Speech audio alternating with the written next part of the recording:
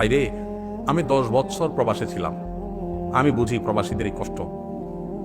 প্রবাসীদেরকে আমি বলি সব সময়, কিছুদিন আগে সাউথ কোরিয়াতে গেছিলাম প্রবাসীদের একটা বড় প্রোগ্রামে, আমি বলেছিলাম যে আমাদের প্রবাসী ভাইদের অবস্থা হলো, এই বেচারাদের কোনো দেশ নাই, প্রবাসীদের কোনো কি নাই, দেশ নাই। কিভাবে দেশ নাই? এরা যদি নিজের দেশে আসে, প্রবাসীরা যদি দেশে আসে, বাজারে ঘাটে রাস্তায় দোকানে সবাই বলে বিদেশি আসছে। কি বলে? বিদেশি। তাহলে নিজ দেশে সে কি? বিদেশি। আর সে যেই দেশে থাকে ওটা যদি মিডিল ইস্ট হয় তো বলে আজনবী। আজনবী আজনবী মানে বুঝেন? আজনবী মানে অচেনা, অজানা, অপরিচিত, মানে এর চিনি না, মানে এটা আমাদের দেশের না, মানে বিদেশি, সোজা কথা। তো বেচারা প্রবাসী যে দেশে থাকে ওরাও ও দেশের লোক হিসেবে স্বীকার করে না, আর নিজের দেশে আসলেও সবাই বলে কি আসছে? বিদেশি আসছে। তো বেচারা কোনো দেশ আছে? নাই। দেশ হলো ওই বিমানে, যতক্ষণ আকাশের উপরে থাকে ওই বিমানে। এই কষ্টের কোনো শেষ নাই।